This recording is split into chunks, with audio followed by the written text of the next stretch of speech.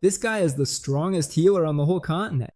In the final battle against the Calamity, none of the hunters were strong enough to take down the dragons, but they had Will, and with Will around, nobody died on the battlefield, no matter how bad their wounds were.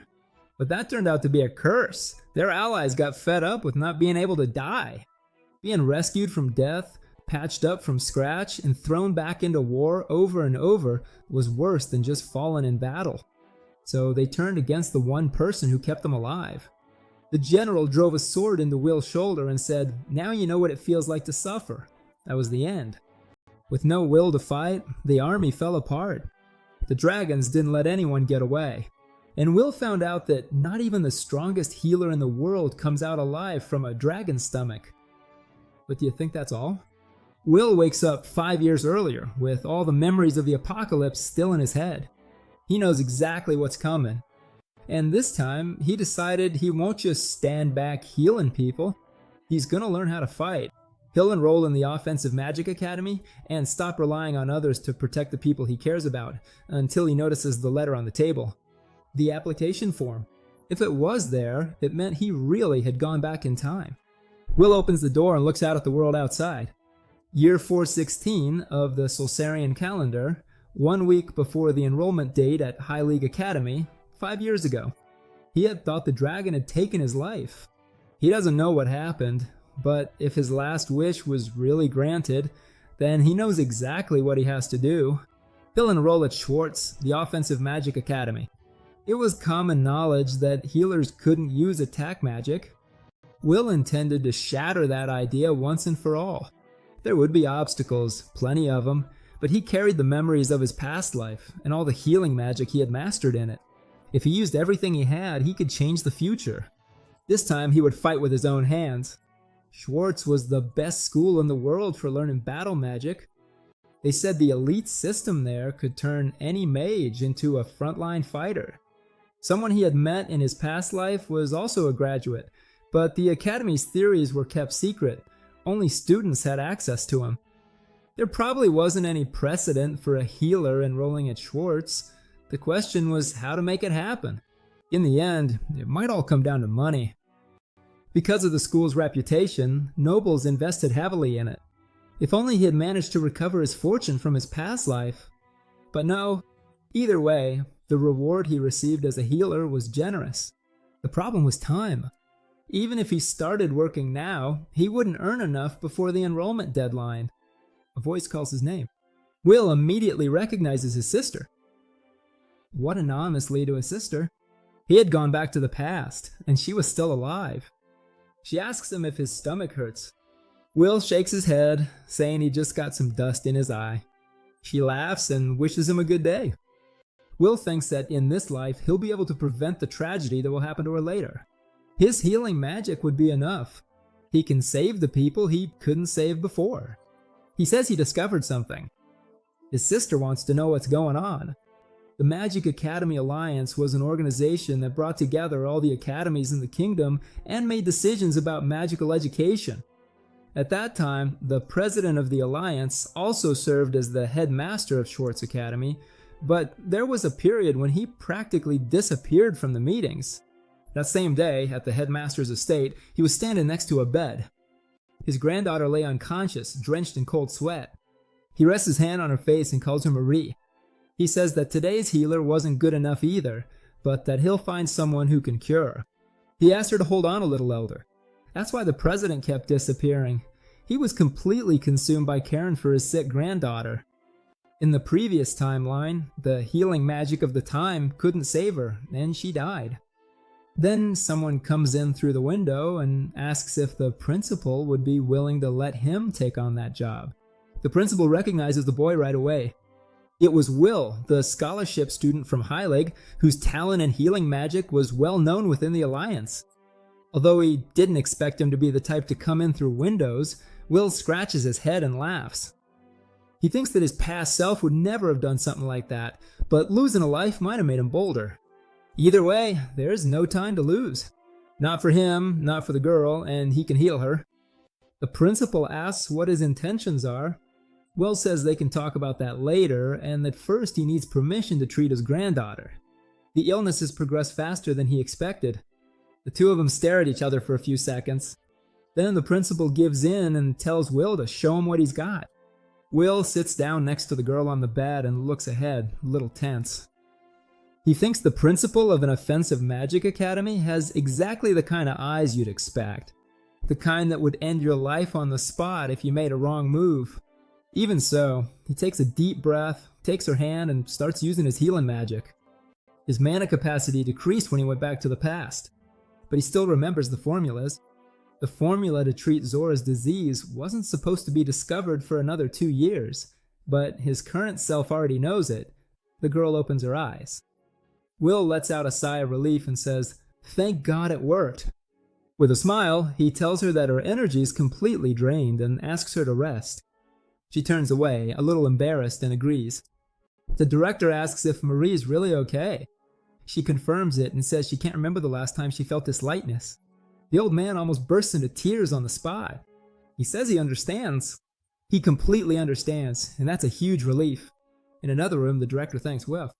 He says that if there's anything he can do for him, all he has to do is ask. Will thanks him and says the request isn't difficult. As the director just saw, his healing magic is top-notch. So there's nothing left for him to learn in that field. That's why he wants to enroll at Schwartz Academy.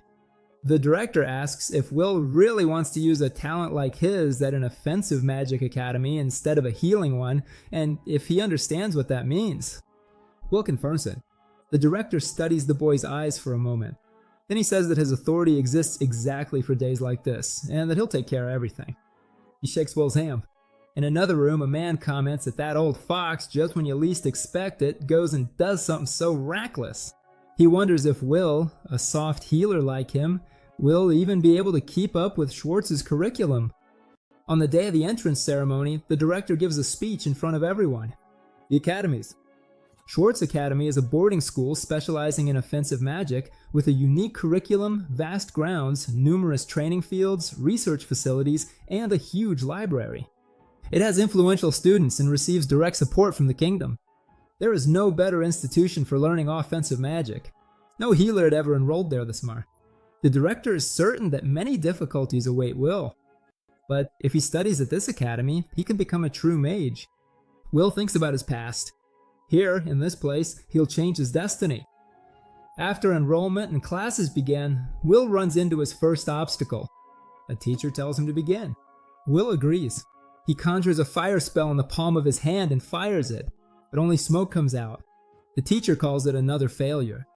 He says he can't let Will attend class until he can hit a target with basic offensive magic, and tells him to go practice at the training fields behind the school.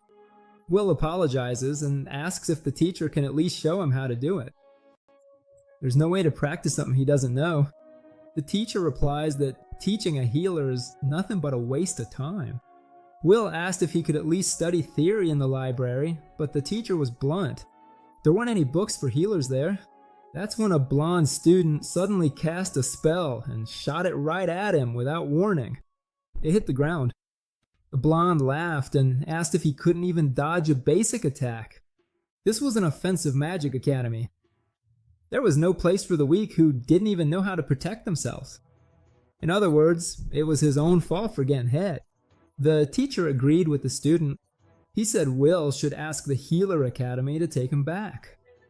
The blonde, Opus, finished with a smile, saying that at least there, he'd find people kind enough to comfort him. Will stood up and looked back with hatred on his face. Later, sitting on a bench outside, Will faced reality. There were no signs of progress in offensive magic. He knew it would be difficult. Healing magic and offensive magic come from completely different sources. Mages convert mana using spell formulas, and the type of mana determines what they can do. Dynamic mana produces fire, explosions, destruction. Healers only possess static mana, but Schwartz was famous for forging top-tier battle mages out of almost nothing. There had to be some method here. If he could learn to convert static mana into dynamic, he was sure he could master the rest. The problem was that it wasn't even possible to get close to the classes. Professors and students alike looked down on healers. Even so, he couldn't give up. The person he admired had started with little mana and had refined everything right here at Schwartz. Coming here hadn't been a mistake. Fighting in the dark wouldn't get him anywhere either. He didn't have permission to enter the library, but maybe it was worth trying to sneak in. A voice broke the silence, asking what he was doing outside at that hour. Will apologized automatically and then recognized the person in front of him. She approached, looked down, then lifted her eyes and met Will's gaze directly. It was Lady Veronica. He felt the weight of that encounter. In his past life, they had fought on the same battlefield. She was a first-class battle mage, and in the final moments, they had been together. Her magic sword could cut through anything in an instant. And now, in this life, he had the chance to meet her again. That's when he realized. She had her sword in hand. Veronica said she had seen a suspicious student and that it was only natural to be on guard. She wanted to know what he was doing, whether he was up to something or just eager to learn. Will assessed the situation in a split second. Veronica was on a completely different level than Opus. If she attacked, he was done for. He replied that it was just enthusiasm. She put away her sword, then said it was fine. Will confirmed his name, and Veronica agreed, but she wanted to know if that was how he addressed a teacher. Will was surprised. In his previous life, the age gap between them hadn't been so wide. Veronica explained that she had skipped grades and became a teacher soon after, starting that very year. Given her talent, it made a lot of sense, and that's when Will saw his chance. He asked if he could attend her classes and how he could sign up. Veronica replied that she didn't have her own class yet. She had skipped grades and barely attended regular classes. That year, she was just a teaching assistant assigned to answer students' questions. The idea was that since she was about the same age, the students would feel more comfortable with her. However, for some reason, no one asked her anything. Perfect! Will got straight to the point. If a healer wanted to learn offensive magic, what did she think he should do? Veronica said she had noticed something strange in his mana flow, so he was the newcomer everyone had been talking about. A healer learning offensive magic was unusual, but if there was any method to handle dynamic mana, she could certainly teach him. Will was surprised, but Veronica continued without hesitation. Even so, it would be impossible for him to use offensive magic. He had too much static mana. Even if he managed to forge dynamic mana, it would simply dissolve into the static. And even using an alternative method, the formula wouldn't work. Will asked directly if there was any way for a healer to use offensive magic. Veronica said no. He took in her answer. The plan had fallen apart, but giving up wasn't an option. If there was no method, he'd have to create one himself. He thanked Veronica and said he'd think it over on his own. Veronica said she wasn't finished yet. It was true that healers couldn't use offensive magic, but there was a way for a healer to become a battle mage. Will didn't understand what she meant by that. Veronica pointed to the sword at her waist. Move it like this and you can defeat an enemy. Then she pointed to the chair beside her, made of wood, built for sitting. But if someone picked it up and threw it at someone else, it would easily knock them down. No one thinks to use a chair as a weapon because it's made for something else. How it's used depends on who holds it, and the same was true for her hand. She could give a gentle touch. Will was caught off guard. Then Veronica gave him a smack on the forehead and told him she could hurt him that way too. In short, it all came down to how it was used. Anything could become a weapon depending on how it was used. Will understood immediately. She was talking about using healing magic to attack. Veronica confirmed it with a nod. He couldn't understand why he'd never thought of that before. He hadn't even considered that possibility. Veronica explained that this was exactly what defined the nature of each person. That's why battle mages had no interest in healing, and healers had no interest in combat. But he was probably different. The simple fact that he had enrolled in an offensive magic academy already made him an anomaly. And actually, his mana wasn't that of a pure healer. Will thought that maybe he hadn't realized it because of the regression. Veronica told him to be aware of that, to embrace the aggressive fury inside him. If he did, his healing magic would surely be able to crush his enemies. The next day, out on the training field, Will was still thinking about what Veronica had said. Her analogy had been strange, but it really opened my eyes. He wondered why she hadn't shown any resistance to the idea of a healer using offensive magic, and it was strange that she already had a theory ready for it. The instructor interrupted his thoughts.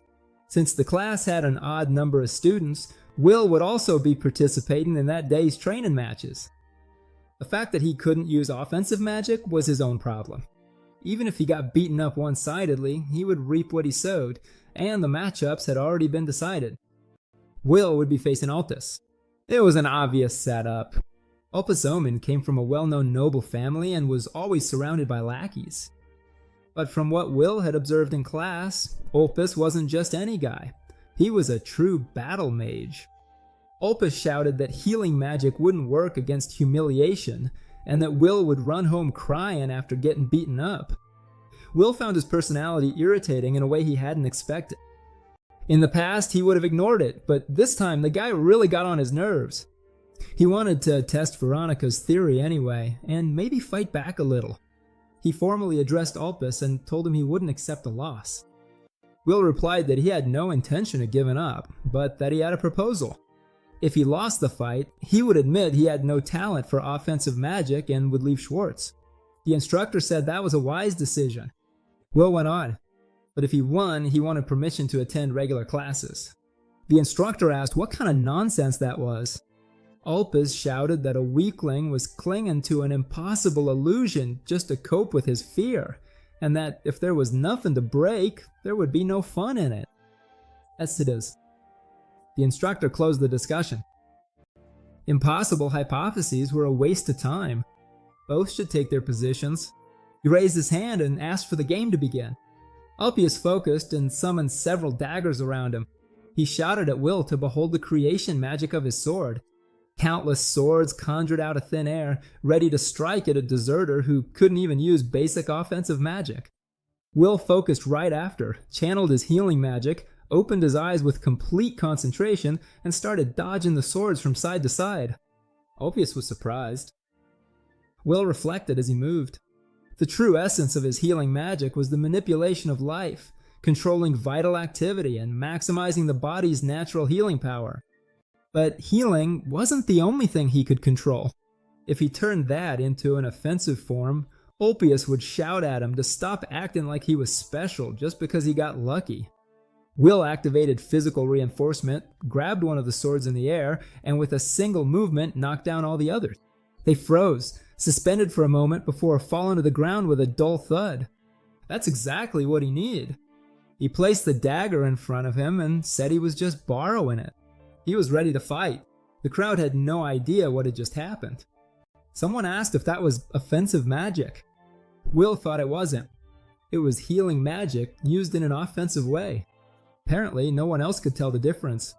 Opus didn't agree. He shouted that Will had to be kidding, that he could summon way more swords than that. A battle mage couldn't lose to a healer. Will kept going, deflecting every sword that came at him. Opus got even more frustrated. It's not about quantity. He declared he was going to make the swords bigger. He wanted to see what Will thought about that. Will blocked with the dagger. Opus shouted in disbelief and pushed harder. He added a spin to the blades and threw everything he had. Will thought he'd have to increase his physical reinforcement a bit. He blocked the strike. Opus shouted that it was impossible. I'll heal properly afterward. Will looked at him. Forgive me. He moved the dagger. A wall of sand rose up between them. Both of them stepped back, caught off guard. The master had intervened. The sand was his. He said there were still other matches to get through and told them both to withdraw. Will looked coldly at Opus on the ground and asked if he could join the regular classes next time. Opus clenched his teeth and told him to do whatever he wanted. Will thanked him. As he walked away, he thought about what he had just felt. That was his form of offensive magic, and it had worked better than he expected since he had defeated a talented battle mage his own age, all thanks to Professor Veronica. There was a path for a healer to become a battle mage. He could become a battle mage? He looked toward the academy's flag. Ulpius whispered to the teacher that what happened was an accident during class and could turn into a problem. He said he really didn't want to have to report every detail to his father, and that the teacher should understand what that meant. The teacher agreed. They couldn't have a healer acting arrogantly around here. In the classroom, Will thought he could finally attend classes. They were going to learn everything there was to know about offensive magic. The teacher walked in, glanced briefly at Will, and then turned to face the class. She announced that the lesson would be about creating magical tools. They were going to assemble ice bombs. He would hand out the materials, and they should follow the instructions while infusing mana. He'll recognize the setup. At the Healer Academy, there was a similar class, but there they only made potions and recovery items. It made sense that here they were making weapons. They probably expected everyone to infuse dynamic mana, but for creating magical tools, the nature of the mana didn't matter that much. Most of it depended on the materials. He should be able to handle this class without any problem.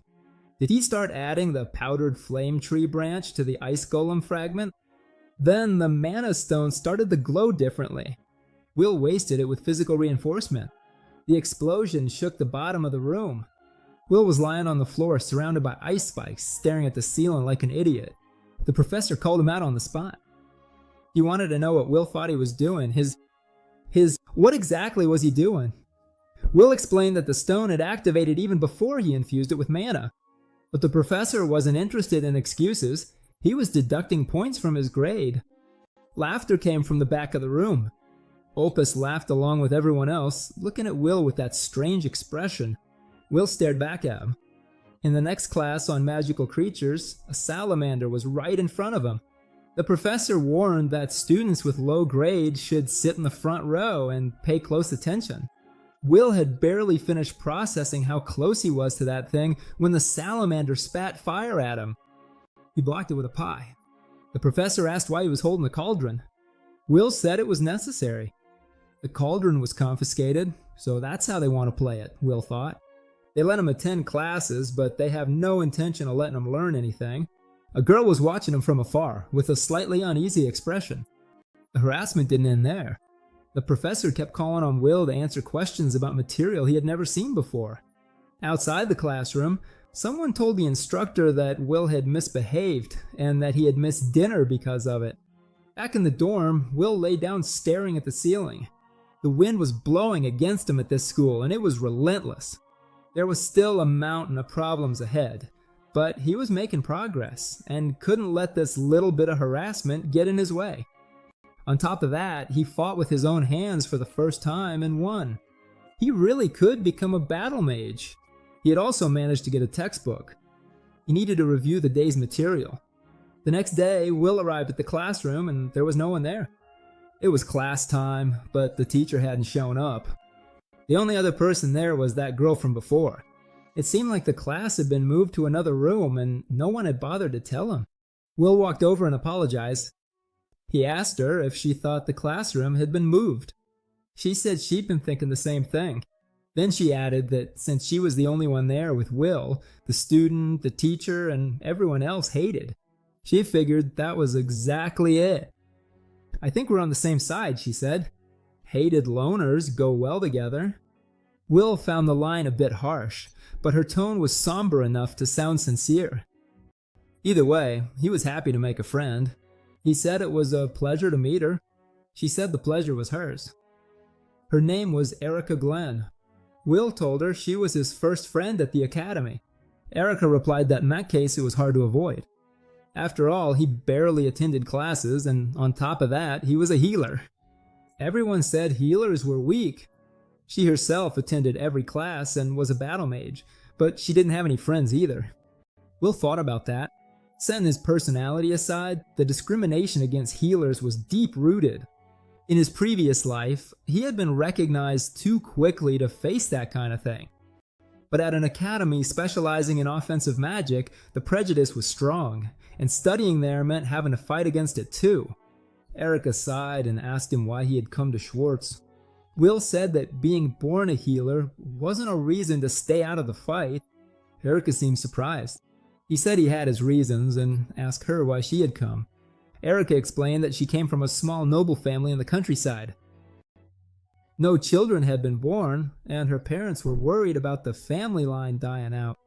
They thought that if she could make a name for herself as a mage, she could take on the role of head of the family. Will said he understood. Graduating from Schwartz would definitely make that possible. Erica admitted that she had almost no talent for offensive magic. That's why they couldn't make friends, classes were painful, and it was the worst. But now she had made a friend. As long as she had Will, someone who was an even bigger failure than she was, she wouldn't feel so insecure about her bad grades. Will said things might not turn out the way she thought. Erica asked what he meant. Will replied that first they needed to find the classroom where the classes were actually being held. Erica decided to follow him. In the classroom, Will announced that they had arrived. The teacher coldly responded that they were late. Class had started a long time ago. Will apologized and explained that they didn't know about the room change. The teacher wasn't interested in excuses, and since Will was there, told him to solve the problem on the board. Erica was outraged. They had just arrived. How were they supposed to know? And Will had barely had any classes yet. Will looked at the board. The teacher warned that if he got it right, the matter would be dropped, but if he got it wrong, he would lose points. Well, Piss commented that at this rate, Will would fail in no time. Even so, Will picked up the chalk. He started to write. The class watched in silence. Some were already expecting him to fail, but Will finished. He turned to the teacher, who had the complete magic circle on the board, and asked what he thought. The teacher was surprised. It was correct.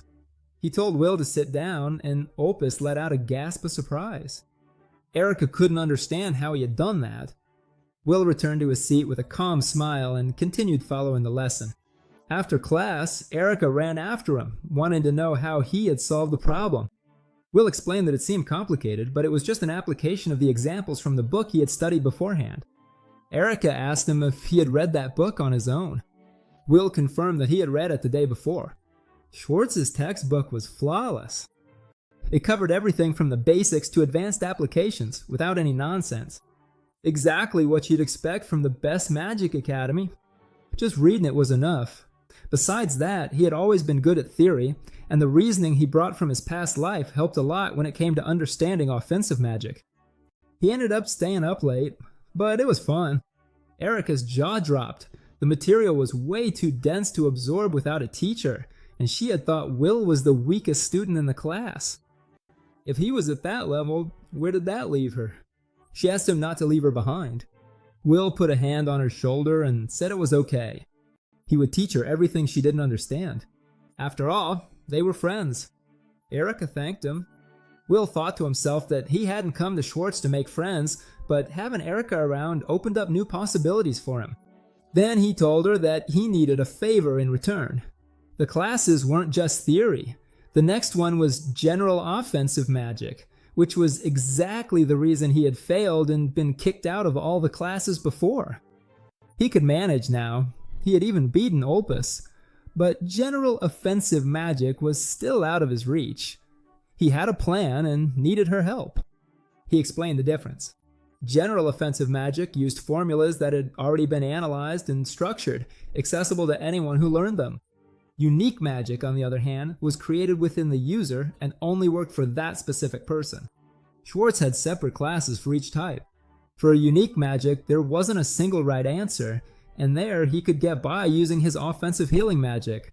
But for general offensive magic, if you didn't cast the spell, there was no grade to pass. The teacher made that clear. Will might have done well on the written part, but the practical part was a different story.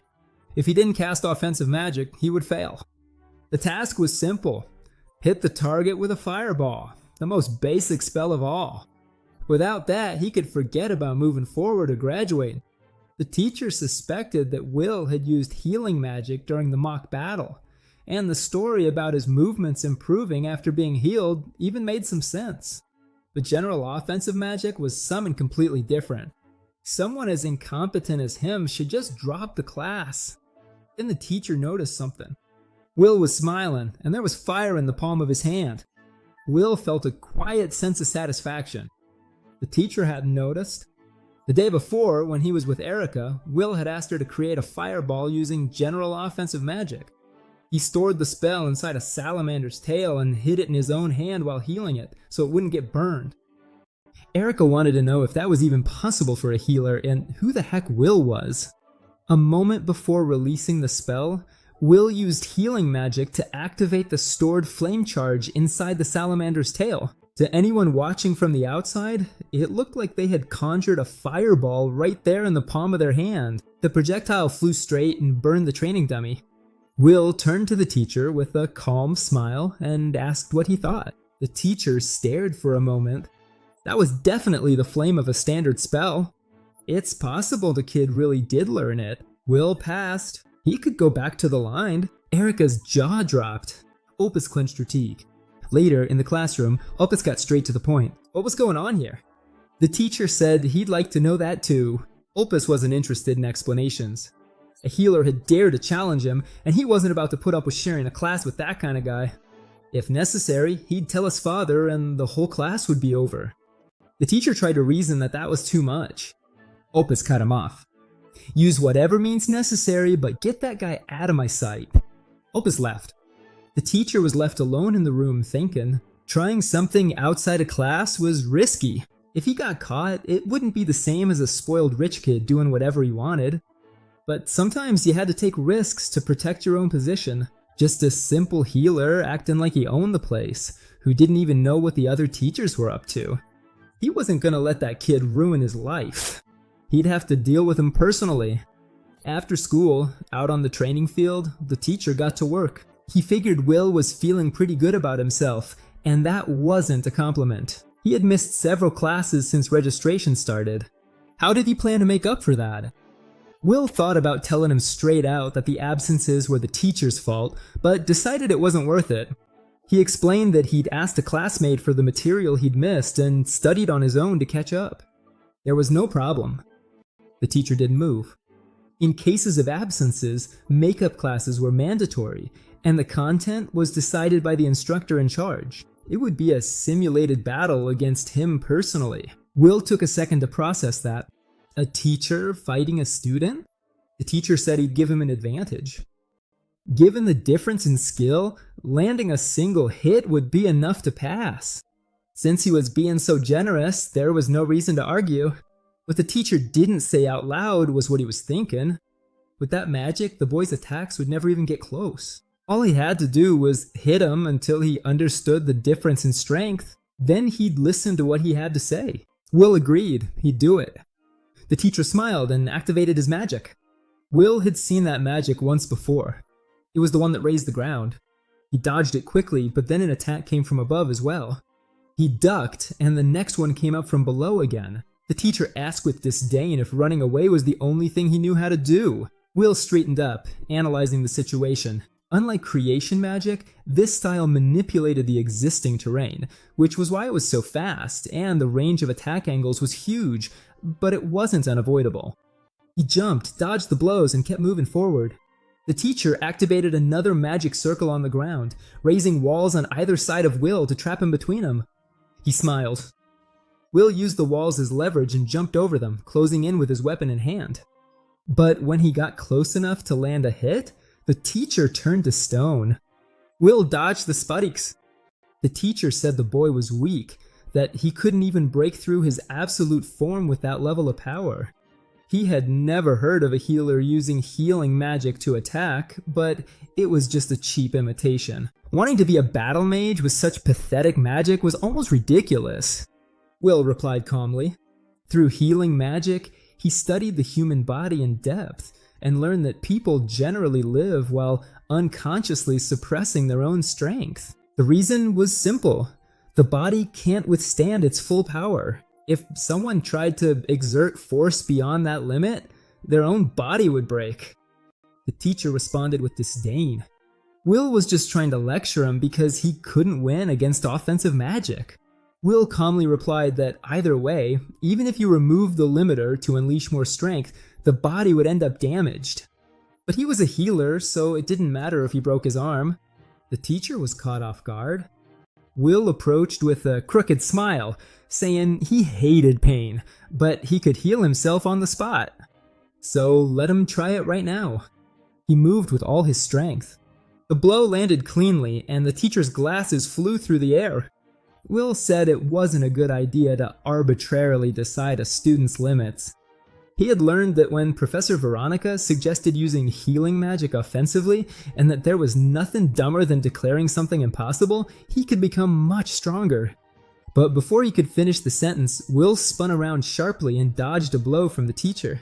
They stood face to face. The teacher was holding his glasses, visibly furious. Will said he thought the teacher would pass him if he managed to land just one hit. The teacher told him to shut up. There were no witnesses around. Admitting that he had been punched by a healer was something he couldn't accept, so he launched a barrage of stones. Will commented that releasing the limiter wasn't just for hitting. He planted his foot on the ground and shot toward the teacher at an absurd speed. The teacher barely had time to process it. The stone wall wasn't rising fast enough. He squeezed his eyes shut and then looked to the side, trying to figure out if the movement had stopped, but he couldn't move. The blows kept coming, and time seemed to have slowed down around him. He begged Will to stop over and over in his mind. The pain was unbearable, much worse than being hit at normal speed. He couldn't escape, he couldn't even scream. He just silently begged for it to end. Then he was thrown backward. His body hit the ground hard. Will came over and said that for him it had only been an instant. The teacher, still on the ground, demanded that Will explain what he had done. Will replied that, unlike the teacher, he could explain it very well. At the exact moment the blow landed, he activated a sensory enhancement on himself, originally a healing spell for people with impaired vision and hearing. By raising his reaction speed to an extreme level, his senses became absurdly sharp, making a single second feel like dozens of separate moments. He wanted to know how much it hurt to take a hit in that state. Then he asked if he had passed the lesson. The teacher said yes. Will added one more thing. He knew it would be hard to get rid of deeply rooted prejudices, but if the teacher kept going down that path, he would make sure the man knew exactly what kind of pain his own body was capable of feeling. All he wanted was to attend class without being bothered by other students. Could the teacher guarantee that? Later, in the halls of Schwartz Academy, the teacher walked alone, still trying to process what had happened. He had always believed that healers were weak, unable to fight, and destined to obey offensive mages. But Will was different. Not only was he skilled in combat, but he also had a real killing intent. Opus showed up and asked if the lesson was over, commenting that Will was one step closer to being expelled. The teacher told him to shut up and to stop messing with Will. Thinking of him as just a simple healer was a mistake Opus couldn't afford to make. Opus said that wasn't what he wanted to hear, and reminded him that if he told his father everything, the teacher knew what would happen. The teacher told him to go ahead and do it. He paused, thought for a second, and then added, if Opus went to his father about this, there was a good chance he would be the one expelled, not Will. Instead of the Omen family making their move as expected, it seemed like Will would be the one to bear his claws in the future.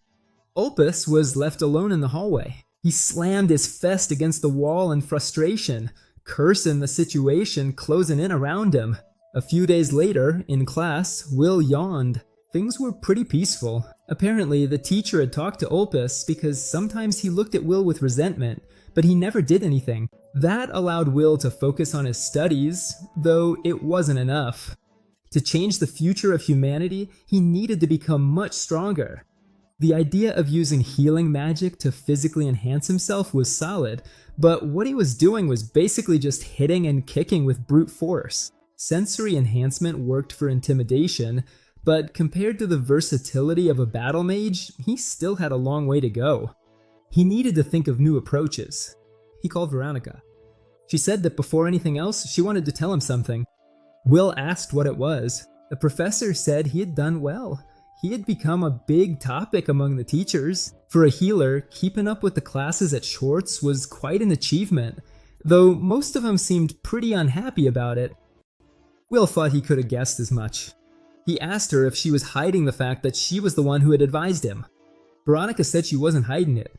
She just hadn't had the chance to tell the other professors anything. Will realized that she was also something of an outsider among her colleagues. Even so, he said it was a relief. It had all been thanks to her advice, and he would have felt terrible if his actions had put her in a bad spot. Veronica replied that she didn't care about that, so he didn't need to worry. And besides, she was grateful. As she had said before, because of the nature of healing spirits, none of them would ever think to put that theory into practice. Then she drew her sword. She said she was curious to see what a combat healer was really like. Will asked her what she was doing. Veronica replied that she wanted to assess his current condition since he wanted advice on how to get stronger. Will said that fighting her was too much. She replied that there are no breaks on the battlefield and lunged at him. Will was caught off guard and stepped back, but managed to block the blow with a dagger. Veronica's strength started to overpower him. She kept pressing him, blow after blow. Even with his reaction speed boosted by magic, Will could barely keep up with her. Up close, it was clear that it wasn't just speed. Her movements were refined, calculated to unleash a relentless barrage. Forcing his body to keep up, just through physical enhancement, had its limits. He had one chance, the speed he hadn't shown her yet. He needed to catch Veronica off guard. He focused his strength in his foot and lunged forward. Veronica was surprised, but she moved her sword with precision, deflected the strike, ducked, and sliced through the blade of his weapon. Will stared at her in shock as his sword fell to the ground. He let out a slow sigh. Veronica sheathed her sword and said she was impressed. She hadn't expected him to force her to use her magic sword. Will said he had barely broken a sweat. She replied that she had assumed he would just be a healer who fought like a battle mage, but he had skills that put him in a different class, someone genuinely talented. Will thanked her. The professor added that he liked his ambition and that he was right. Pure physical effort wasn't enough. Will said that no matter how much he pushed his body to the limit, there was only so much he could do. Veronica replied that a sword isn't just for striking, it can also be used to push or to throw aside. There had to be other ways to use what he had. Will said that nothing had worked so far. She went on, he probably lacked real combat experience. He needed the feeling of a real battle to shape his ideas. She asked him if he hadn't noticed anything during their fight just now. Will asked if he should keep training with her. Veronica said it wasn't a bad idea, but as it happened, there would soon be a training exercise. Will thought about it. Something similar had also existed in his previous life. The joint training exercise between the three schools, the Schwartz Offensive Magic Academy, the Heilig Healing Magic Academy, and the Silbern Sword Academy. The students from each school would form groups and take on real subjugation missions. He hadn't participated when he was at Heilig, but in this life, he would defeat the monsters and change the future he knew. It would be his first real hunt. Veronica stared at him for a moment without reacting.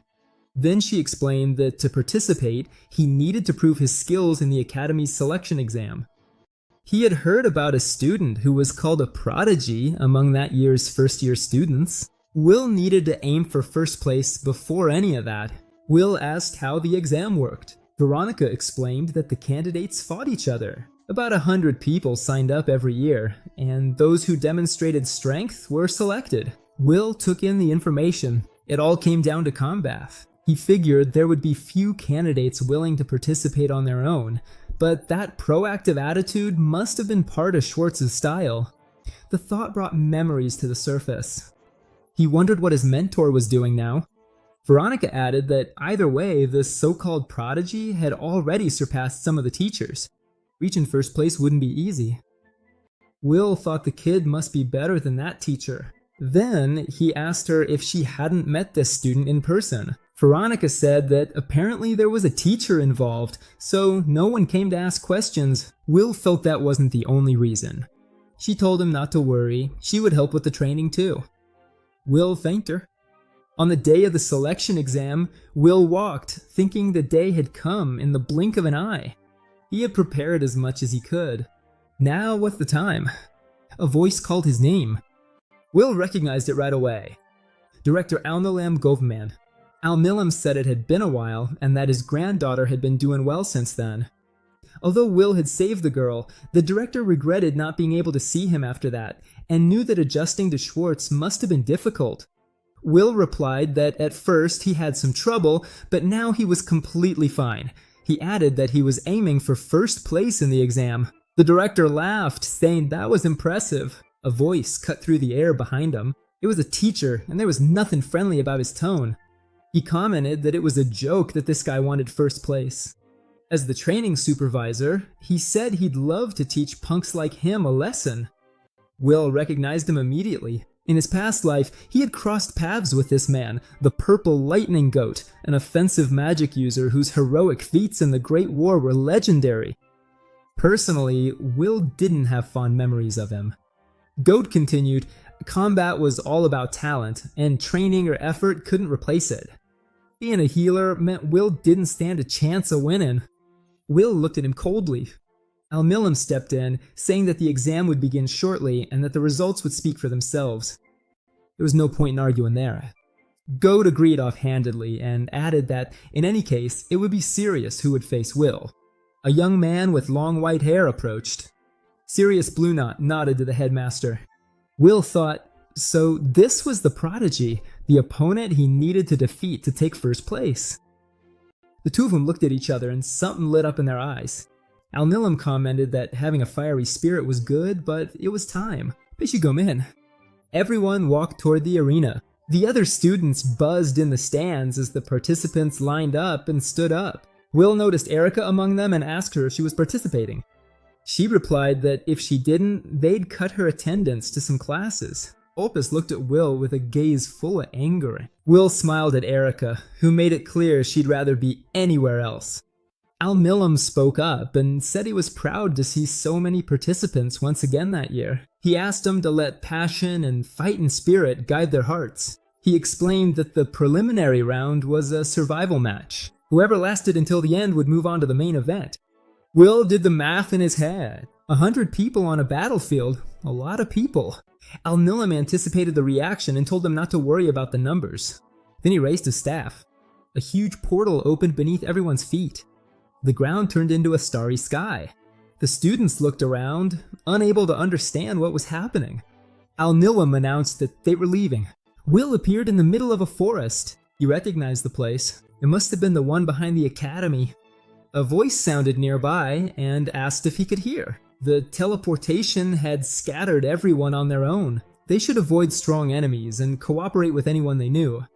The starting positions depended on luck.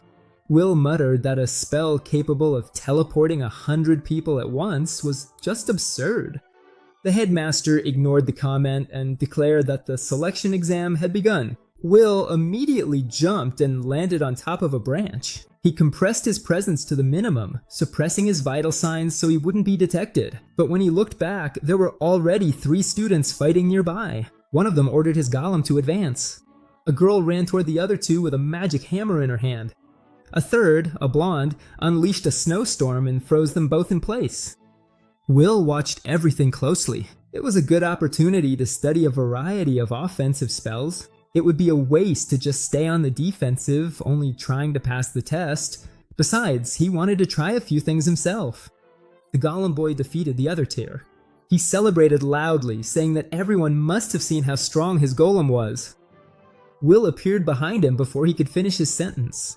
He grabbed his head firmly and activated the consciousness-altering spell. The boy fainted on the spot. Will looked at him for a second. The technique manipulated the flow of life to force the opponent to faint. It required direct contact with the head, so it was hard to use unless there was a clear difference in power. But he neutralized him without causing any harm. Professor Veronica would be delighted. He turned and dodged a series of knives that sliced through the air toward him, embedding themselves in the ground all around. He sighed. Opus never learns.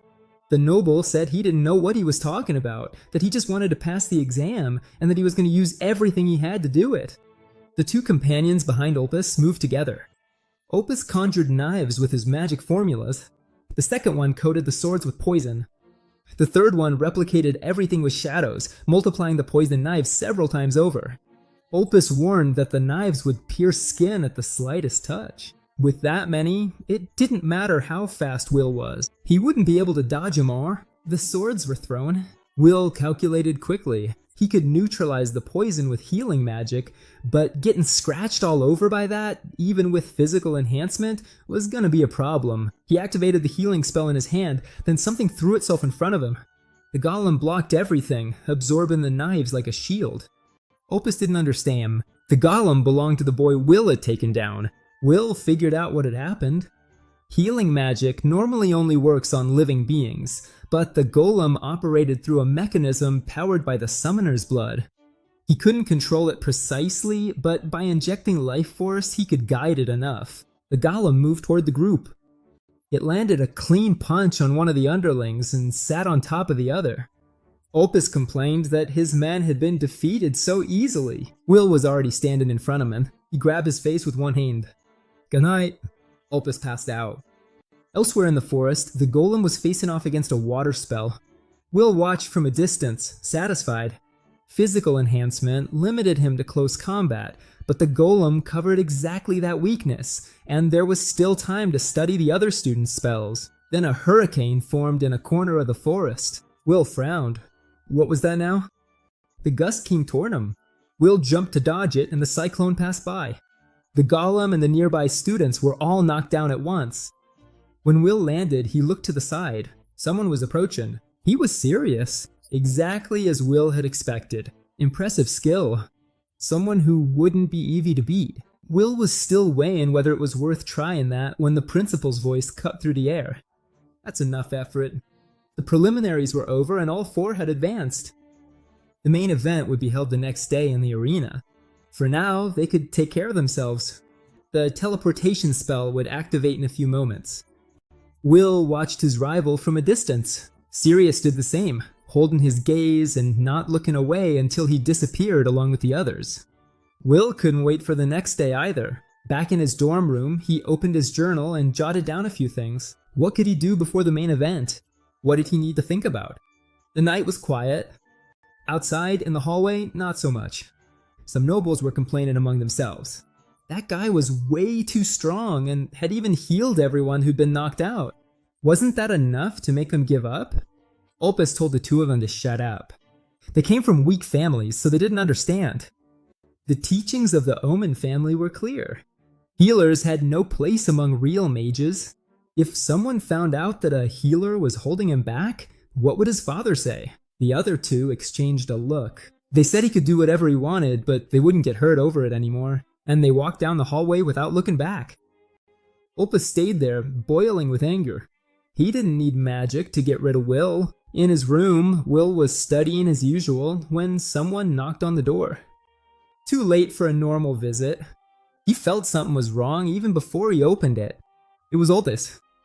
He wished him good night with a smile and asked if Will didn't think the moon looked beautiful that night. Will got straight to the point. What was he planning? The noble replied that he just wanted a peaceful conversation. He said, with an almost relaxed honesty, that he hated healers and had already done a lot to get Will expelled from the academy. Will thought he would neutralize most of it. Opus said he was tired of going around in circles. The message was simple. Will should leave Schwartz. Will said that at least he respected the honesty, but he wanted to understand why put so much effort into making him the villain. Opus replied that he didn't need a reason to mistreat healers. It was no different in the Omen family. Anyone born a healer was sent to the remote branch. Opus's older brother was one of them. Even when people made fun of him, the boy just laughed. An offensive mage and a pathetic healer were two completely different things. Will said those were deeply ingrained teachings for such a prestigious family. Opus nodded without a hint of irony. And that was exactly why Will should leave Schwartz. That was no place for healers. Will asked if Opus really thought he was going to say yes. Opus said he'd make him said it. There was a family Will would want to protect, right? The servants outside had already done their research. Will had grown up with his sister in a remote village. He must miss her a lot. If Opus gave the right orders, what would happen to her? He left the question hanging in the air. Then he came closer and asked if he had managed to convince Will now. Will said yes. Opus told him to go pack his things immediately. That's when he felt someone grab him by the neck. Will threw him back and twisted his arm into a position where there was no way out. Opus begged him to stop. His arm was about to break. Will said he had already made his decision. Then came the crack. Opus started breathing in short gasps, and his voice came out in fragments. If he showed up with a broken arm like this, the Academy wouldn't stay quiet, and neither would Will's father. Will said it was fine and healed the arm. Opus realized what had happened, and looked up, confused and relieved for a second, until the next crack. Will had broken it again. He said he would heal it and break it again as many times as necessary until Opus asked him to stop. Opus asked. Will let go of his arm and spoke calmly. Going after him was something he could handle, but if Opus started going after his sister, he would never let it go. So it was better for the nobleman to sincerely beg from the bottom of his heart, while Will was still only breaking his spirit. Opus stayed on the ground, trying to make sense of what had just happened. A demon with the face of a healer should never have gotten involved with that guy, because what awaits them is something worse than death. And so the night passes. The protagonist tells Opus not to forget the promise, never lay a hand on him again. Will lies down in his room and thinks that, honestly, that was kind of refreshing, but now he's going to sleep until the next day comes. A few hours later, the main event finally begins. Alniram takes everything calmly from his seat. Bode and Veronica settle in Dubai. Will observes the situation and thinks that the 4 who made it through the preliminaries will face off in one-on-one battles. Even so, he still can't believe she actually survived. He turns around and finds Erica standing right in front of him. The girl explains that she built walls of fire and used that strategy without having to defeat anyone directly. Will thinks back on it. The offensive mages ran away from the start, but she couldn't have survived just by doing that. Erica smiles and says that since they're friends, he could be nice to her. Will says no. She replies that she made it through the preliminaries on her own and now aims to get a high evaluation. A teacher announces the start of the bow. Erica prepares a fire spell and casts it directly at Will. He blocks it with his own arms, thinking it was ordinary fire, the kind of flame he can easily regenerate from. He even feels a little sorry for Erica, since he'll have to hit her. But then he realizes something's wrong. There was something different about the fire. Erica throws another fireball and warns him that she's not done yet. Will steps aside and realizes that the flames that hit him earlier still haven't gone out. That was Erica's unique magic. Fire with abnormal persistence. The raw power's average, but if he keeps getting hit by it over and over, it'll be dangerous, even with healing.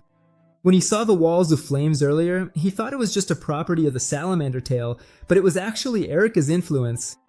Now he understands how she created barriers that are so hard to break, and in a way, that perfectly reflects her stubborn personality. The crowd goes wild. Everyone's shouting that she's good and that she's going to take down the healer.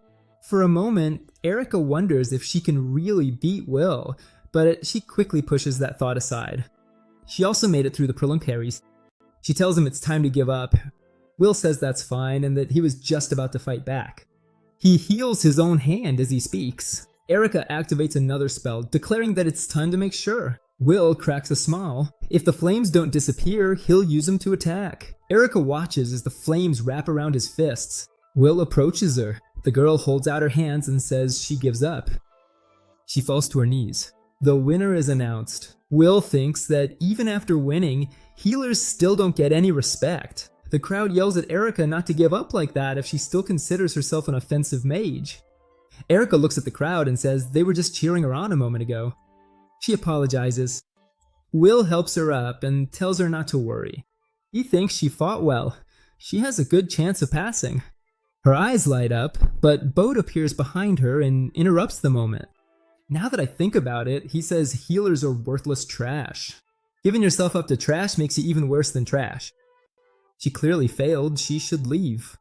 Will asks if that way of speaking isn't a bit inappropriate for students. Bode replies that he's the battlefield supervisor and that if the participants show a low level, he's already walking away as he speaks, leaving the thought unfinished. He says over his shoulder that it looks like only one person is going to advance. Sirius appears behind Will and talks to him. Will wonders when he got there and thinks that this guy can talk too. He wants to know if Sirius thinks the same as Professor Bode. Sirius replies that in the end, strength is everything and that Professor Bode was right, because he's strong. Will says he understands, but Sirius adds that he doesn't think Will is weak either, so he'd better be right about that. Will looks at him with a Sirius-like gaze, a serious blue note. In his past life, Will had heard of an offensive wizard, absurdly powerful, his own age, who operated on the northern border. The wind he created destroyed everything in its path, reducing it all to nothing. And in the final match between the two of them, Will was the one who won. Will says that, judging by Professor Bode's attitude, it seems he won't be recognized unless he wins. So he's gonna win. Sirius says he understands. The professor announces the start of the exam. Sirius gathers all his energy and launches it at Will. Will dodges by throwing himself to the side, pushes himself up from the ground with force, and charges at his opponent. Sirius stays completely still and blasts him with a gust of wind. Will extends his hand in front of him to protect himself, thinking he understands the pattern, but he can't get close enough. The two face off. Sirius comments that Will is fast, which is a problem. He prepares another spell and launches another gust of wind. Will realizes that, unlike the tornado, this blast sends everything flying. If he takes a direct hit, he'll be thrown out of the arena. It's time to use that. He touches the ground.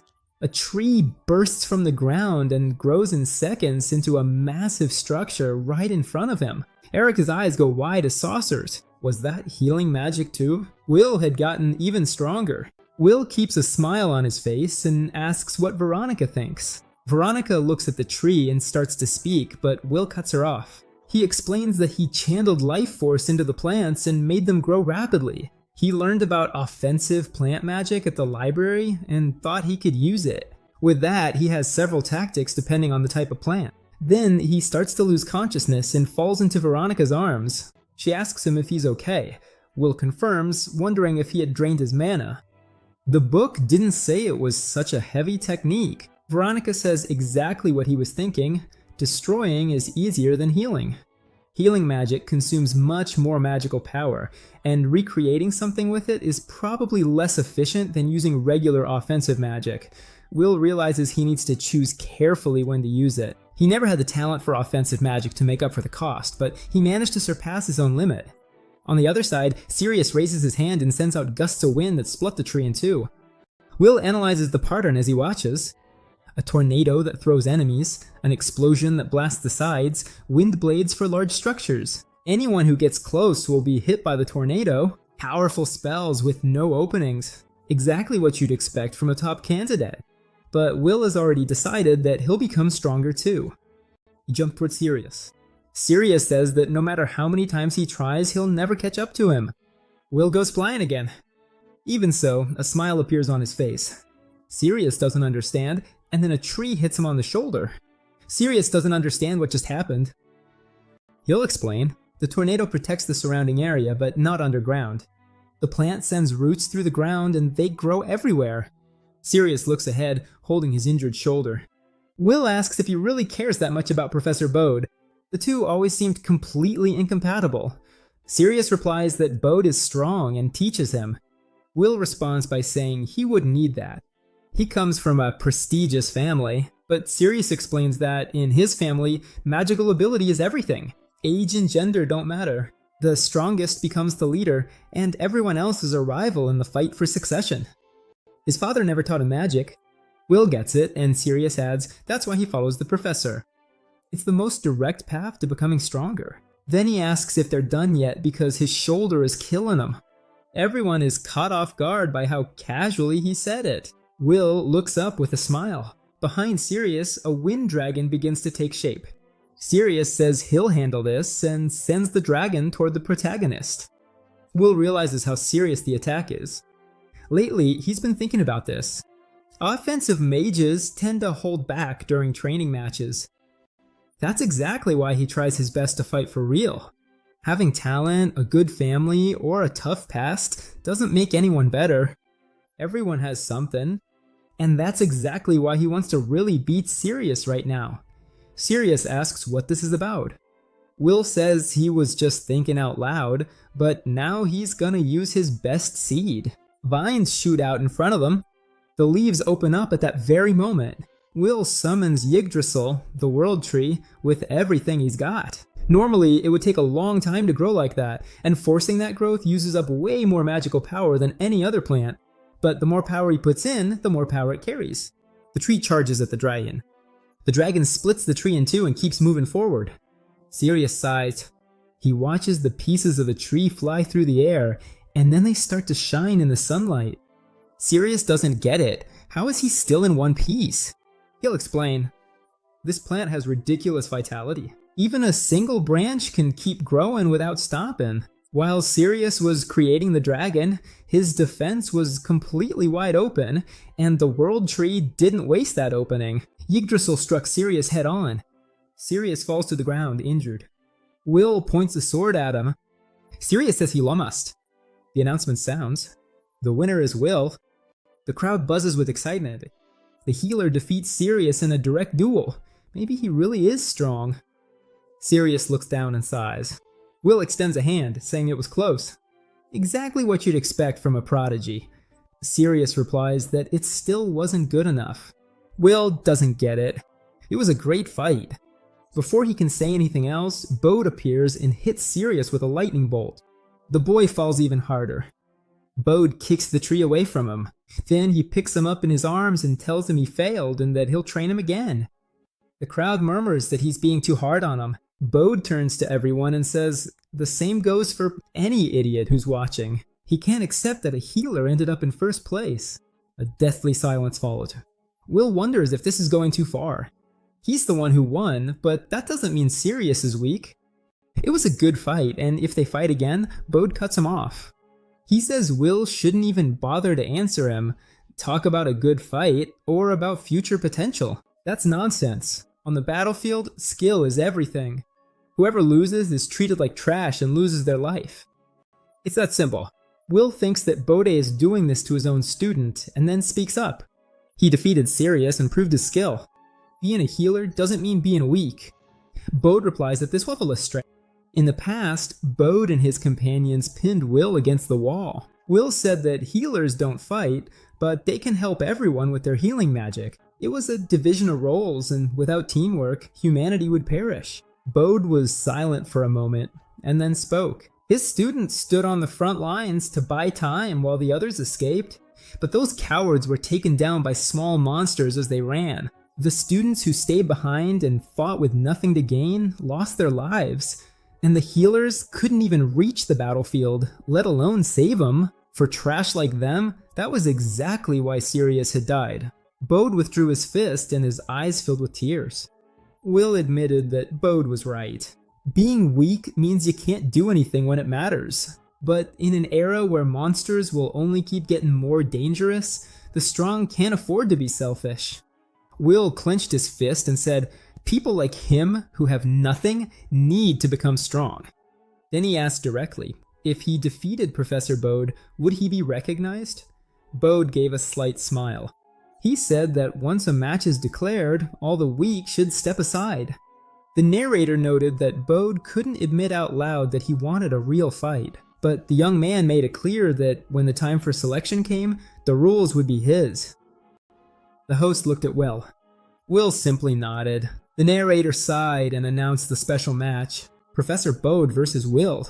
Bode cracked his knuckles and warned that he was going to prove his opponent's level was really low. Will knew his magic was almost at its limit and that he was facing the strongest opponent so far. There was no way to win under normal circumstances. First, he needed to heal himself, but Bode was already closing in, saying he was too slow. A violet bolt lit up Will's face and struck him with full force. Bode looked ahead and laid out the 3 reasons why his victory was absolute. Distance to suppress the enemy, speed to prevent any reaction, and power to finish him off in a single blow. The opponent can't do anything, and the battle is over. Then he commented, almost bored, that Will couldn't even hear him anymore. Will asked where the final blow had landed. He was still standing. Will knew about Bode's unique lightning magic. To minimize the damage, he needed to redirect the current away from the core of his body. No matter how powerful the blow is, if the brain gets burned, no healing magic can fix it. So he created a blood circuit that quickly conducted the electricity. Channeling it through his arm and dispersing it through his leg reduced the impact. He could handle it. It was time to strike back. Bode mocked him arrogantly. He said that Will had managed to hold on, but just barely and in terrible shape. Will activated his physical enhancement, but his mana ran out the very next moment and he felt his body lock up. He couldn't channel any strength at all. Bode explained that there was an absolute rule. Anyone struck by the violet lightning is paralyzed and can't move. Will moved anyway, warning that this was gonna be a problem. Bode kept smiley. He said that, come to think of it, Will had done really well just a moment ago. Another bolt of lightning struck it. In the stands, Erica clasped her hands and cried. Will cursed the situation. Bode was really strong. His unique magic had no openings, and now all that arrogance made sense. Even so, Will got back up again. He was determined to win. He announced that this was his last seed and his last spell. He activated plant manipulation and shouted for the tree to grow. The aquatic treasure tree sprouted in front of him. Calculated, it absorbs large amounts of water from the ground. Used as a shield, it would disperse the electricity. Bode demanded to know what that was. Will looked up, just as surprised as the other students. Bode simply split the tree in two. Will admitted that he had no way out. Bode approached with a mocking smile, asking if that was his last move. Finishing with a defensive technique was pathetic. But then he noticed something next to the tree. Mushrooms were starting to sprout all over the split wood. What is this? Bode muttered. Will could hardly believe it had worked so well. Some plants and fungi grow faster after a lightning strike. When a forest is reduced to ashes, they're the first to appear without any competition. That mushroom was one of them, but that wasn't its only trait. Bode looked at the mushrooms with a strange expression. A second later, his expression changed. My body feels weak. That was the opportunity Will needed. He focused his energy and closed the distance between them at a terrifying speed. Bode smiled and threw a lightning-charged punch straight at him. Will spat blood and fell. Idiot, Bode said, not even bothering to look in his direction.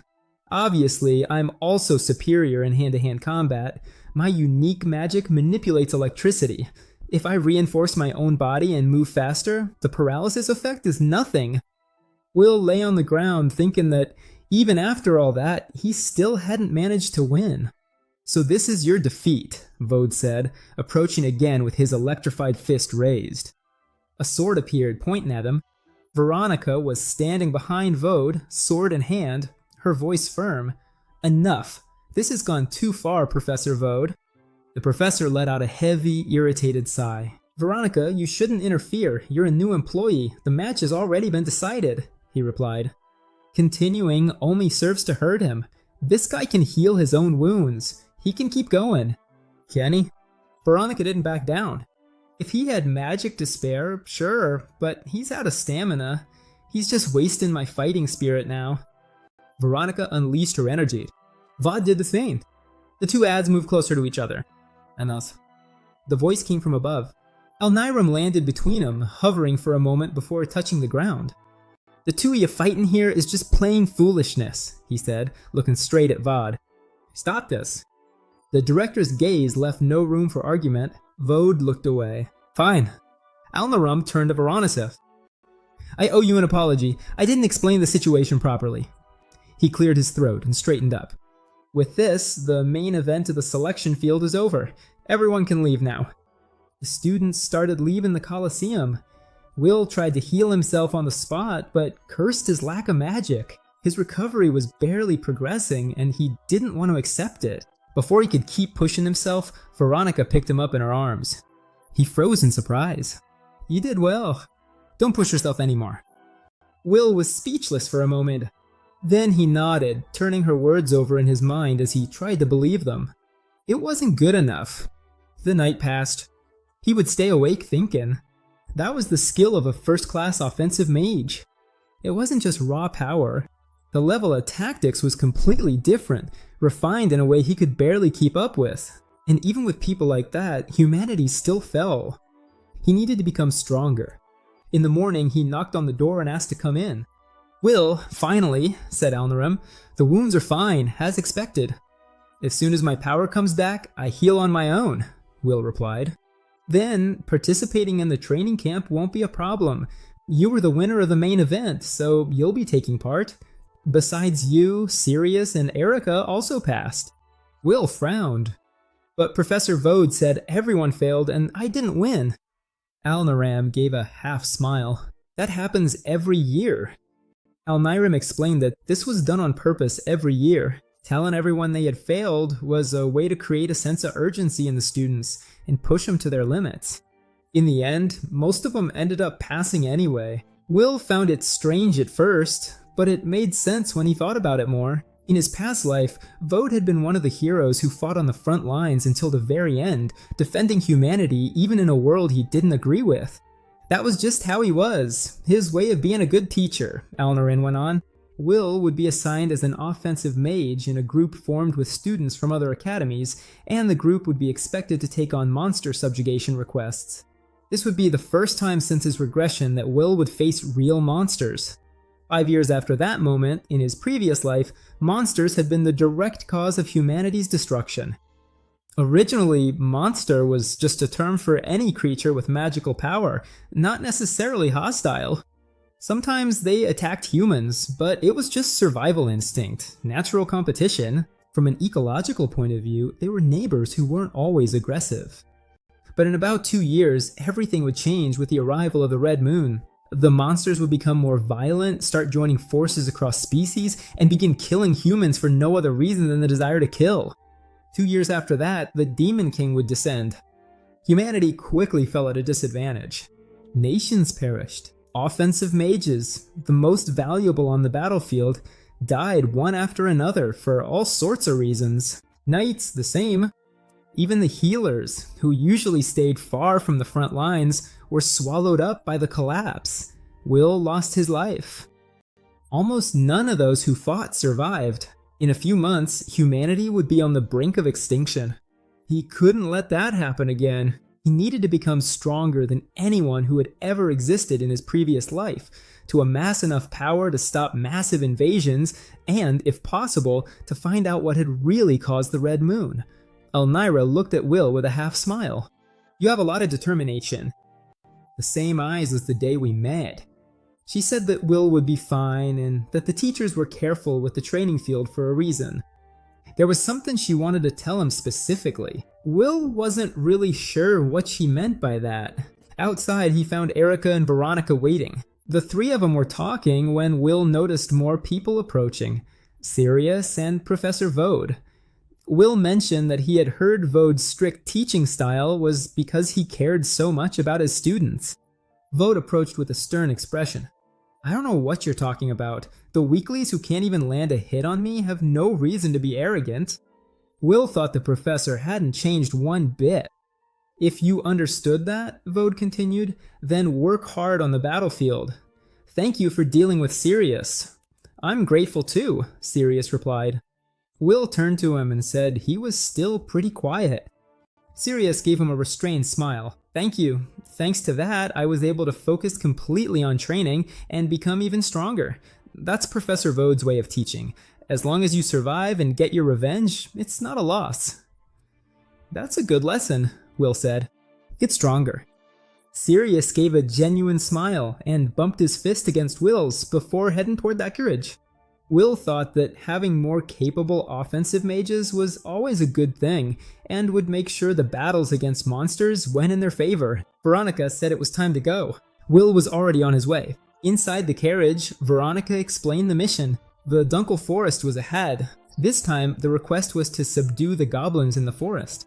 Each group would be made up of 3 students from different academies, Schwartz, Halig, and Silvern, plus a teacher from one of the schools as support. Erica asked if the groups had already been set. Veronica confirmed that Erica was in the same group as her.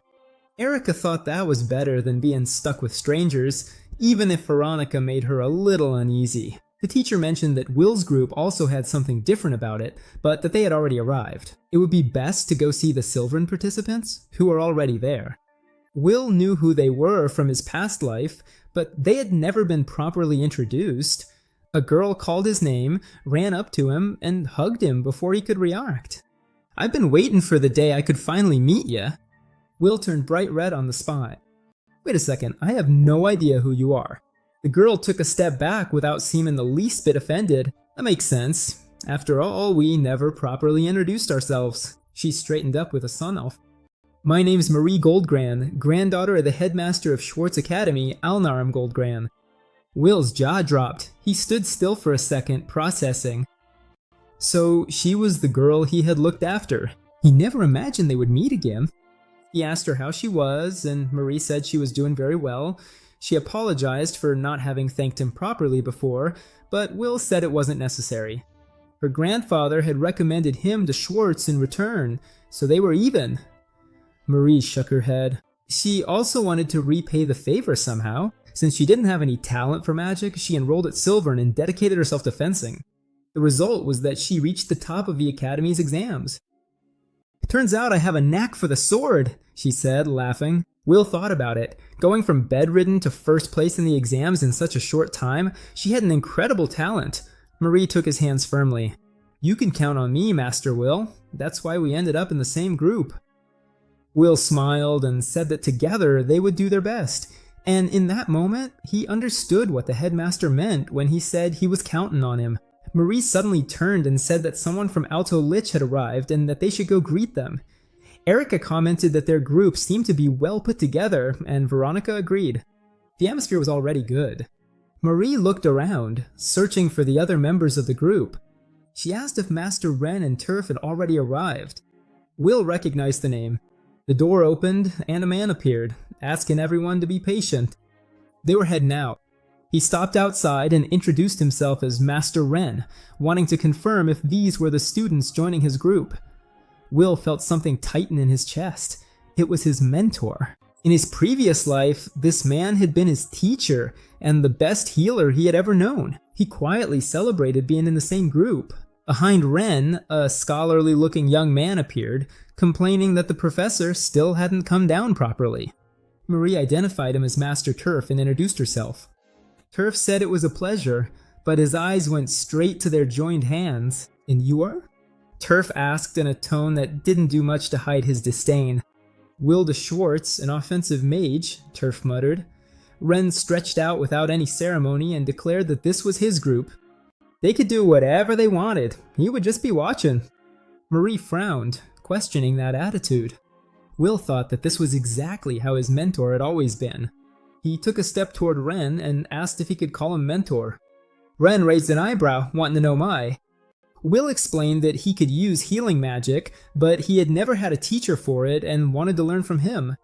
Ren was surprised. A mage who specialized in offense also using healing? He said he thought he'd heard something about that, and that the group's formation seemed intentional. When Will asked if it was okay, Ren just shrugged. Call me whatever you want. Marie immediately said that if Master Will called him that, she would do the same. Turf tried to object, but it was useless. Erica and Veronica exchanged a look. The group was already getting too friendly. Each team was assigned their designated area, with the cabin as the base. The goblins' territory was a little deeper into the forest. As was customary in combat, the healers didn't go to the front lines, but stayed at the base. Marie pointed out that Ren was a healer, but he was going to go ahead anyway. Ren replied that he was the supervisor, so it was different. They could do whatever they wanted. He wouldn't be a burden.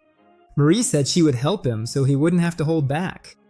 Will agreed that that meant something. The goblins attacked, and Marie swung the huge sword with all her strength, sweeping through the enemies in wide arcs. Every strike landed with ridiculous impact. When she landed, there was a pile of collapsed goblins all around her. Will looked at her and thought about the girl who had once lain in that bed, about how she had come this far. Marie's swordsmanship was like that, every blow driven by sheer brute force. Maybe she could clear out this whole place by herself. There's a big group of them over there, Ren warned, crossing his arms. Impressive, but full of openings. Great for advancing, but when she's surrounded, she's exposed. Cover her. Will agreed, and thought that he was finally about to fight real monsters. One of the goblins charged straight at Marie. Will thought those goblins were actually pretty formidable. That tension in your shoulders? Friend said. Relax. Will was surprised, but he agreed. It was just like before, Ren always noticed too much. Then he activated the magic circle, followed immediately by physical enhancement, and moved. He jumped in among the monsters, slashing with his sword and covering Marie's back without any apparent effort. "You can count on me," he said. Marie didn't hesitate to accept. "So this is what fighting with healing magic looks like," Ren commented from a distance. "Not bad." Will celebrated inwardly. It worked on monsters too. The knife Professor Veronica had given him had a different kind of strength than the Opus blades, cleaner and more precise. "You extend yourself through explosive power and swordsmanship at the same time," Marie said. "It's really impressive." "That's enough for today," Ren announced as he was already walking. "Let's keep moving." Marie mentioned that she somehow felt lighter. Will said it was thanks to his mentor. Ren's healing magic had indicators for serious conditions, but his real skill was speed. So casual, so subtle, that no one around him noticed it had been used. That's why non-healers never understood just how extraordinary it was. Will had asked about that once. "I'm not doing it to show off," Ren had replied. "If you're healed, that's all that matters." Will didn't say anything else, but he thought the world hadn't realized it. The best healer in the world was Ren Kaitos. Later, in the group's cabin, Ren went over the day. "Good group. You all did really well today. Everyone came back unharmed, so I didn't do anything," said Turf. "Providing healing through meals is also a healer's duty," replied Ren. "And you did well. The flavor was thanks to your special sauce." Marie said the professor was truly amazing. He wasn't just a healer, he seemed to know about the front lines too. When you treat a lot of wounded people in the field, you naturally accumulate basic knowledge, said Ren. "That's why the professor rarely attends regular classes," added Turf. "He's always heading out there. Isn't it dangerous?" Maria asked. "I'm confident in my ability to run," replied Ren. Will kept eating in silence. He thought, he says that, but he can't run away without saving people first. Losing his mentor had been a hard blow for humanity, not only because he was an exceptional healer, but also because he was the only one who knew what to do in combat. Fate could change for him and for the others, but there was still time before that incident. Will looked at his plate and finished his soup. In this life, he wasn't going to let his mentor die. The group continued enjoying the evening together. In the forest, the goblins gathered around an unknown figure. He offered them the power of the red moon. The goblins started to become violent. A giant goblin advanced toward the group. The next day, they subdued the monsters again. They exchanged thoughts about the previous battle, and their teamwork improved noticeably. At the pace they were going, they would finish the next day. They kept moving forward. Ren stopped suddenly. "Let's go back." "Why?" Maria frowned. "We haven't run into any monsters yet." "That's exactly it," said the professor. "There's no sign of anything.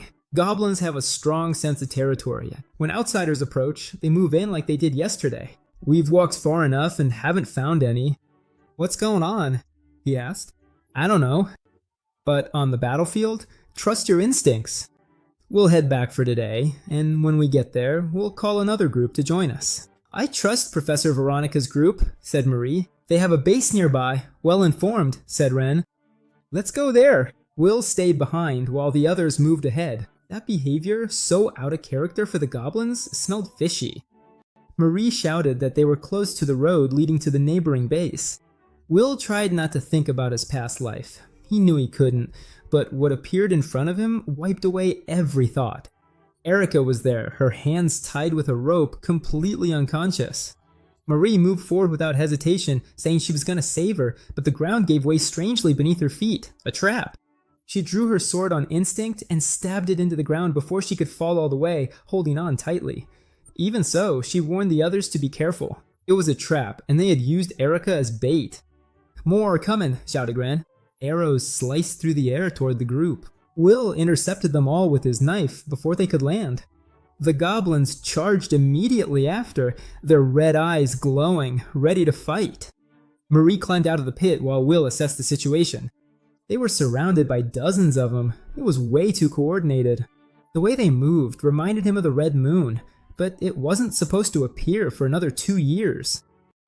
Will felt his stomach tighten. Was the tragedy already unfolding? Erica groaned and moved slightly. She was still alive. This wasn't the time to think about it, but knowing it was enough to steady Will. "There are a lot of them," Marie said. "At least she's alive." Will touched the ground. "Leave it to me." Roots burst out around the group, forming wooden guardians that blocked the goblins from all sides. Will told Marie she didn't need to stay on the front line. With the archers behind the fight, it would be easier to find openings. He could prepare properly. Marie stood her ground and let everything loose at once, breaking the enemy formation with a powerful blow. "What do you think?" she asked, satisfied. A goblin tried to attack her from behind. He'll strike the monster in the neck before it can reach her. "I'll cover the gaps. Great job, you two," said Ren. "I'll go rescue the Goa." "Go!" But something was wrong. A heavy weight settled in his chest before he even understood why. He already knew that the effect of the red moon made monsters violent. What he didn't expect was what started to emerge from the ground, an ogre. It had been hiding underground, and the red moon made creatures of different species act together. Will realized he was too far away to help. It was just like his past life. No matter how hard he tried, he couldn't protect everyone at the same time. The ogre's fist came crashing down toward Ren. Ren focused his magic and used physical enhancements to dodge the blow at the last second. Will stood still for a moment. His mentor had learned the offensive healing magic he had taught him. The ogre turned and tried another punch. Ren ducked down, jumped with everything he had, and landed behind the monster's head. "Good night," he said. Ren hit the ogre with a mental shock. The creature lost consciousness and crashed to the ground with a dull thud as the mentor landed lightly behind it. Will walked over and commented on the move he had just seen. Ren replied that a good mentor also learns from his student. Will said that was exactly what he expected from him, and Marie declared that it had been amazing. Ren started untying Erica and warned her that they needed to get out while they still could. Will considered that. With the mentor's strength, they could probably handle everyone present. The wooden golems were still holding the line. Ren told him to stop being an idiot. He had only put the ogre to sleep. He was a healer, and even though it was a monster, he had no intention of hurting the creature. Once the effect wore off, the ogre would be fine. Will said that was exactly the kind of person he knew him to be. They made their way through the goblins and ran. After defeating a few pursuers, the monsters seemed to give up the chase. Will said they could catch their breath there. Ren used his healing magic and asked Erica to wake up. Little by little, she regained consciousness, disoriented, asking where she was. Marie told her she was safe. Will apologized for asking right after she woke up, but he needed to know what had happened and why she had been alone. Erica held her head, trying to sort out her thoughts. She remembered that the subjugation the day before had gone well, but they hadn't been able to eliminate all of them. When the group was regrouping, something went wrong. Professor Veronica had disappeared. Will asked about that, and Erica confirmed it. Veronica had left them a note asking them to wait, saying she'd be back soon, but Erica got anxious and, in the middle of an argument with the other two, ended up going after her. Will figured that was exactly what the others must have told her, and she just couldn't say no. There was nothing funny about the situation. One wrong move and the girl could have lost her life. None of them were prepared to deal with that class difference. Erica said that as soon as she entered the forest, she smelt something sweet. The next thing she remembered was now. Ren noticed that the goblins had some kind of sleeping drug. The trap, combined with the fact that they were working alongside the ogre, was strange. But there was no time to analyze that now. Their base had to be nearby, and they needed to regroup with the other two. On the way back, Erica asked them to stop. She stood still, staring ahead with a look of surprise. The base had been destroyed. Marie said she had thought about this before. Goblins are extremely territorial and usually don't leave their own territory, so being farther away should have been safe, but now she wanted to understand the reason behind this. Will reflected that proactive attacks against humans were a trait of monsters during the Red Moon, but there was no way to explain it right now. Ren noticed there were no signs of a struggle, which meant the two had fled somewhere. He was gonna look for him. Will, Erica, and Marie should join the territory and leave the forest. The group agreed without hesitation. Ran also warned them not to assume the base was safe and to stay alert. The group ran back. Will asked if Turf was okay. The boy replied that dinner still wasn't ready. Marie thanked him for being safe and sound, and Turf blushed. Will said he'd explain everything later, but they had to leave now. Then he turned around and noticed something. He slowly closed his fist. The ogre was standing in front of the house. It had followed them. Erica panicked and asked what they were going to do. Will said quietly that he was just now realizing how pathetic he'd been up until now. Erica didn't understand what he meant. Will replied that he was going to defeat that ogre and that he believed they could win. Against a horde that size, teamwork would be essential. Marie shouldn't push herself like before. She just needed to land the right blows, leaving the front line to the wooden golems. Erica should hold back the goblins in front with her flames. The girl said bitterly that someone like her had been captured so easily. Will said her flames were really useful. Erica was surprised by the compliment and swallowed hard before taking action. She unleashed a burst of fire at the goblins. A wall of flames formed in front of them, and the monster stopped retreating out of fear of the heat. Erica clapped her hands in relief. It had worked. But Will noticed that something was wrong. The ogre was pushing through the barrier. Unlike the goblins, that monster was on a completely different level. Will ordered a wooden golem to approach and shouted at Erica to use her flames. She obeyed. The golem wrapped itself around the ogre and caught fire along with it. The monster let out a scream of pain. Will called out to Marie as he moved forth. She understood without needing any further explanation. She used all her strength and threw the ogre. The monster crashed to the ground with a loud bang. Marie said it had been excellent teamwork. Will agreed, but the relief didn't last. The ogre got back up. The cut on its stomach was already closing up. The flesh was regenerating right before their eyes. Marie asked if they should keep attacking until the regeneration stopped. Will said no. There was no guarantee they could take it out that way. They needed the right method. Before he could think further, Erica warned that something was coming. Will raised his knife and blocked the impact. The ogre was throwing goblins like projectiles. Will took down the ones that reached him, muttering that they were pretty annoying projectiles. Erica warned that more were come. Marie deflected a goblin with her sword, firmly saying she'd return the favor, and threw the monster back. Then she said that Will seemed to have a plan, so they would take care of the goblins. Will moved forward, saying he was counting on him. The group split up. Erica and the wooden golems held back the horde of goblins with area attacks. Marie was dealing with the ones the ogre was throwing. Will went straight for the ogre. The monster looked down and swung its claws in a low blow. Will dodged it and responded with several quick slashes from his dagger. The ogre got even angrier. It let out a roar and the cuts started to close up. Will appeared behind the monster. He said they were full of gaps, but that was the point. He pressed his hand against the ogre's nape and activated the life overload. The monster's heart started convulsing. An agonizing sensation took over its body. The ogre even screamed in fear before exploding from the inside out. Will climbed down from the remains with a smile on his face.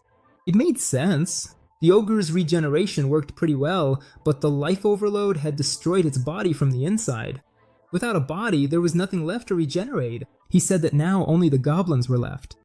It didn't take long. Will separated one from the group. The head hit the ground and finally it was all over. Marie declared it a total victory and hugged them both. The protagonist nodded and praised the group's coordination. Erica still didn't really understand how they'd managed to pull it off. Will said it wasn't time to celebrate yet. The others were still in danger. That's when a gust of wind swept through the forest. The protagonist recognized it immediately. It was Sirius. If they followed that tornado, they could regroup with the other teams. Sirius stood still, unmoving after using his power. Will assessed the situation and concluded that it was okay. The protagonist nodded, relieved that everyone had made it out unharmed. Then Bode caught their attention. He wanted to know what was up with that strange group composition and where the instructor and the others were. Ren appeared and replied that they were there. Will ran to the teacher and told him he had found both of them. Ren replied that the tornado had helped a lot. It drew enough attention for them to be located. He said Will had done well using it, and that he was glad no one had gotten hurt. Erica laughed. Bode noticed that the mood was good, but someone was missing. Will confirmed, Professor Veronica. Bode said he wasn't worried about her, but that they couldn't leave without at least letting her know. Ren announced that he would keep watching the remaining students, and asked if the other teacher could handle the group while they split up. The teacher said yes. Sirius and Will would go look for Veronica. The protagonist tried to expand his hearing to track living presences, but he still hadn't practiced enough to distinguish them accurately. He would have to do it the old-fashioned way. It didn't take long. He found Veronica, and she was still okay, but something was wrong. She had a red moon crystal in her hands and then looked back. Will tensed up. It was the same light as before. The professor put the crystal in his pocket and asked her what she was doing there. Will denied any suspicion. He said he was looking for her, that the monsters had been acting strangely, and that apparently the training was over. Veronica said she understood and that they would head back now. Will asked her to wait. He wanted to know what that stone was. The professor replied that it was nothing. He pressed her. He wanted to know what she had been doing all that time, leaving the other students behind. He asked her to answer him. Veronica opened her mouth. She said she was sorry, but that she usually wasn't open about her methods, and that he'd do well to keep quiet about it. Will sighed, sensing her aura. The professor told him not to worry, that she wasn't going to do anything bad. He couldn't say anything else. He tried to push further, but he didn't have enough strength for it. And more than that, he wasn't ready to suspect Professor Veronica. In his past life, she had been his companion, so the training camp came to an end. That night, Will couldn't sleep. He kept wondering if Veronica was involved with the Red Moon. In his previous life, she had never been like that. So he watched her from a distance and noticed she was talking to another professor. He activated his presence concealment and carefully approached. The other professor said he had received a request to leave campus and wanted to know where she was going. Veronica walked away, saying it was personal. Will thought about it. Maybe she was going to do something related to the Redstone. He had no choice. He had to follow her. Veronica walked through the city. Will followed her. He knew he had left without thinking it through. If he was wrong, he was nothing more than a stalker, but he couldn't just ignore that concern. Not when there was a real chance to learn something before the tragedy repeated itself. And if there was any way to clear Veronica's name, he needed to find it. It was the first time Will had returned to that city since his previous life. After graduating from Helix Academy, the spread of monsters had become a serious problem, and he was sent straight to the battlefield without time for anything else. At least, that's what he could remember. Veronica stopped at a stall and bought a small roll from an old man. Will watched, and something stirred inside him. The memory of eating that together with her? Almost without thinking, he bought one too and took a bite. It was really good. Veronica smiled and said that place was amazing. Will mentioned that he was from out of town and had never bought street food like that before. He asked her if she did it often because she had grown up in a family of merchants. She confirmed it, but explained that it was more than just that. With everything that could happen, she had set a rule for herself.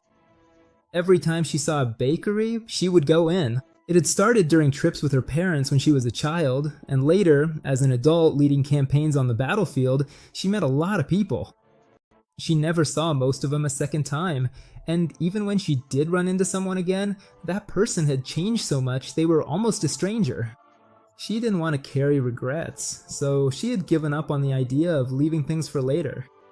Will said that made sense, which is why she got along so well with everyone. Back in the present, she pressed her own hand against her chest. In the end, she let Veronica die. This time would be different, and for that, she needed to discover the truth with her own eyes. Veronica entered an alley. Will kept following, maintaining his distance.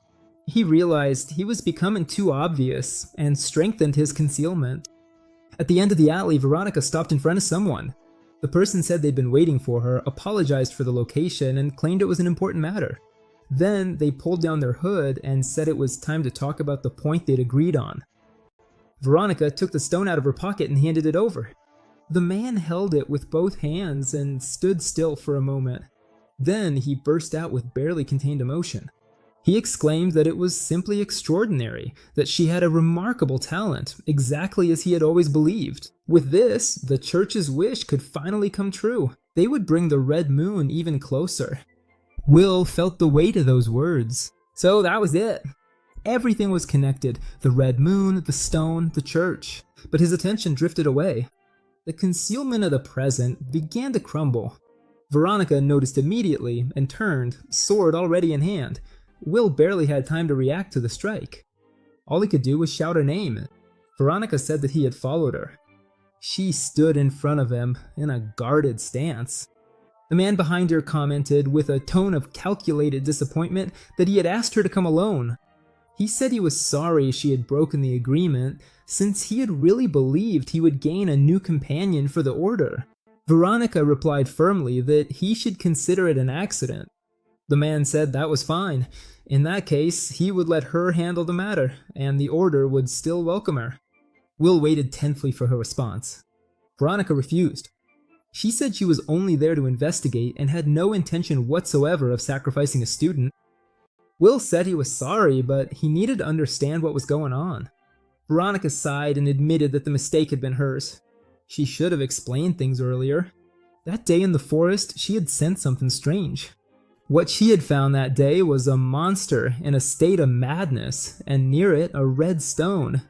Veronica described the strange feeling she had when she held it. When she channeled magic into the stone, it gave off an intense red light. That was when the man approached and remarked that finding someone with that kind of potential in a place like this must have been the work of a higher order. She wanted to prove that the mission had been worth it, but Veronica wanted to know who he was. The man said he would have liked to talk more, but there were rules. If she wanted to understand what the stone was, she would have to accept two conditions: keep the stone shining with light, which would serve as proof of qualification, and not tell anyone about the place they would direct her to. He said he was sorry for having put her through a test like that, but that he truly hoped to see her among them. That's why Veronica had gone there, to investigate. She thought that understanding what was happening was better than letting something bad happen without knowing the cause. Will said the explanation was still incomplete. Veronica agreed and apologized, but Will replied that he felt relieved. Clearly, he wasn't a bad person. The man sighed, saying that his statement of interest in the order had been a lie and that it saddened him. He tossed the stone and remarked that it wasn't like him to dismiss someone with so much talent. Will recognized the stone in the air. It was the same one that Veronica had received near the water, but before anyone could react, it began to glow. The monsters around them went into a frenzy at that very moment, and 8 dragons emerged from the water. The man watched in awe and said that even among the members of the order, those who could awaken such power were rare. Those water dragons were exceptionally strong. Veronica counted 8. Will said he could handle half of them. She turned him down before he even finished the sentence. That wouldn't be necessary. Veronica stepped forward with her magic sword and cut off all 8 heads at once. Will muttered that it was just what he expected from her, but the teacher didn't let her guard down, keeping her eyes on the dragons. The heads hit the ground and then started to move. Will asked her if he was seeing that right. Veronica confirmed it. The dragons were still alive after having been... He wanted to understand what kind of regeneration was that. Able to survive without a head and without any healing magic. Something was wrong there. One of the dragons came straight at Will. He stepped aside and drew his knife, striking the creature's body. He already knew how tough that skin was. Will grabbed the dragon and said he needed to test a theory, that he would take this one. Veronica said she understood, but told him not to push himself too hard. Will replied that he'd be quick. He released the physical limit of his body and pushed forward with all the strength in his legs. He grabbed the dragon's head with both hands and pulled with everything he had. What came out wasn't a head, it was a tentacle. It was a kraken. Veronica understood immediately. It wasn't the head regenerating because, to begin with, it had never been a head. That was an octodraken, soft-bodied, deceptive in form. The monster spoke. It said that Will had discovered its true form in an instant, and that was impressive. The Order didn't assess combat ability, so he couldn't eliminate it there. At that point, he would act against its wishes anyway. It introduced itself as Allrund and declared that it would take down both of them with its own hands. Will looked at Veronica and asked if she could handle the monster. The magic in her sword would probably be more effective against that kind of creature than anything he could do. Veronica said she would follow her calling, but she couldn't put a student in danger. Will took her hand, activated physical enhancement, and said he would come back after running the whole route. She just needed to stay safe until then. Veronica smiled, calling him a reckless student. Then she turned and said it was fine, but he had to be careful about one thing. That man probably had something extra up his sleeve. Will was surprised. He went on to say that he had already proven it wasn't impossible. He moved forward. Elrond commented that he was very fast, then touched his own chest and said he was fast too. Will lunged with the knife, and the mage blocked with his staff. Will hadn't expected that. Elrond said it seemed like he had a talent for everything. The two of them stepped back, repositioning themselves for the duel. The mage noticed he had been cut on the face. It hurt, but he could heal it. Veronica watched from a distance and explained, the red stone emitted a passive flow of mana that seemed like offensive magic. In other words, Elrond was a healer who could fight.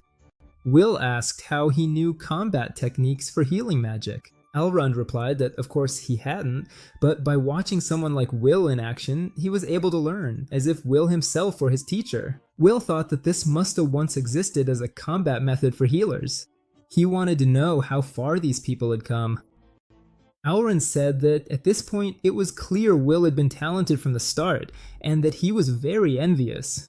He would love to meet the person who had taught him. He asked Will what he thought, if he had any interest in joining the Order. Will said he had to be kidding. He would never become one of those pieces of trash, not even if he were reborn.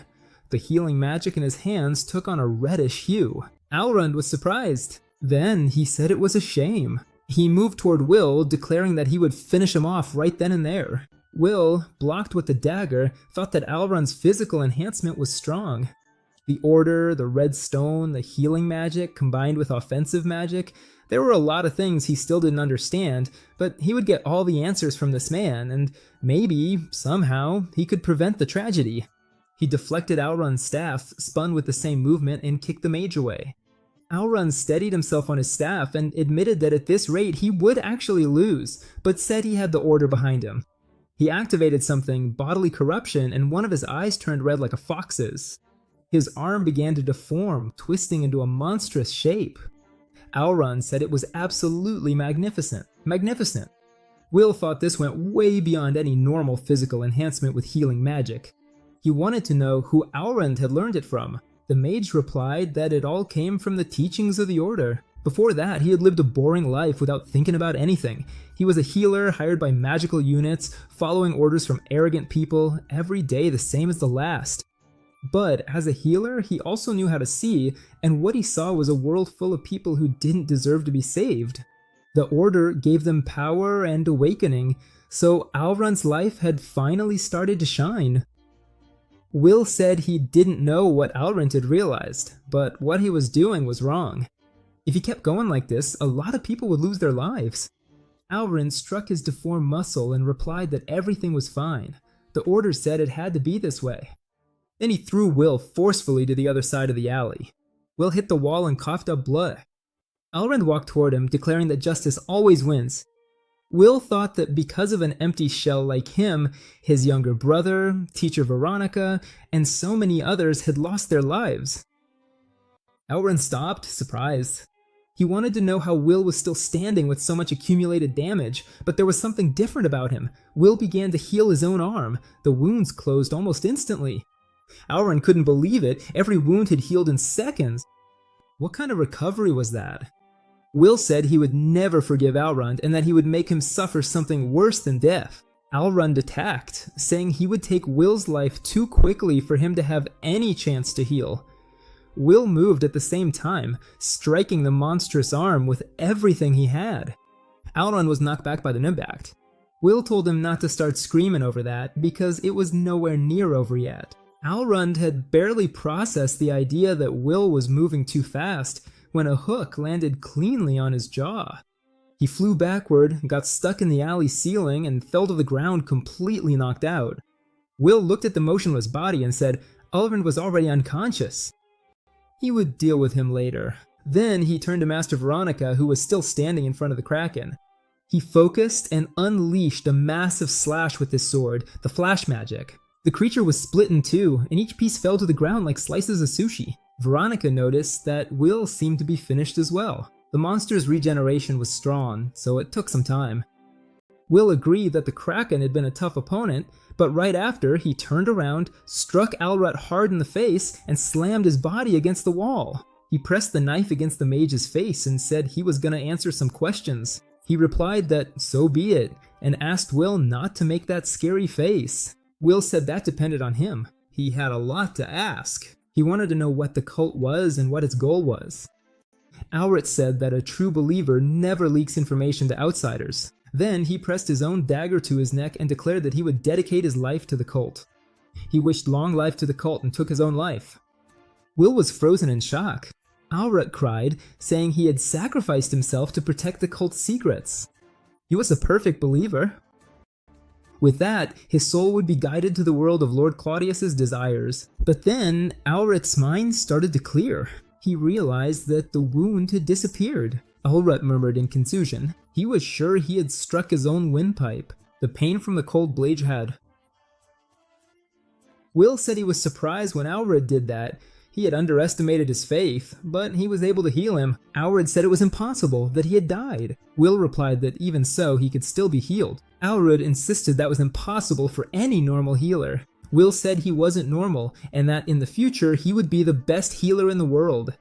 Then he let the threat hang in the air. If he could heal someone on the brink of death, he could also hurt someone to that point and heal them again as many times as necessary.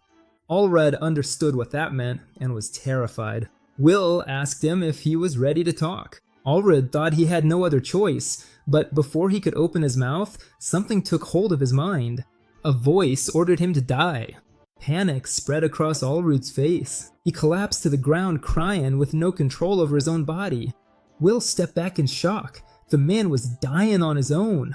Veronica shouted at him to get away. Something was wrong. Will obeyed. Alrat's body began to dissolve into smoke. The two of them covered their faces with their arms as the remains rotted on the ground. Will ran over to what was left and tried to heal him, telling him to hold on, but it was useless. All of Ruth's life force had been wiped out in an instant. Some kind of powerful curse, too strong to reverse, Will muttered, wondering who was behind that cult. Veronica asked him if he was okay. Will confirmed that he was, but complained that he had lost the only chance to get information and that it was his fault. Veronica said it was enough that the student was alive and that it was time to return to the academy. On the way back, Will mentioned that the Redstone had been destroyed out of nowhere. Veronica said that the cult and the Redstone were too dangerous. Just knowing they existed was unsettling and they needed to be careful. Will agreed. He thought that compared to his previous life, he was making progress, but wondered if it would be enough. Veronica said that in the end, she was glad he had also gone out into the field. She had pressured the principal to make that happen, and it was thanks to Will that she had noticed something. Will understood. Veronica had only noticed his existence in this life. So he took the opportunity to ask why she kept using mana to attack, even though she was a healer. Veronica said she came from a family of merchants and had always had plenty of chances to interact with both healers and attack mages. Maybe that was the reason. Will said that if that were enough, mana research would already be much more advanced.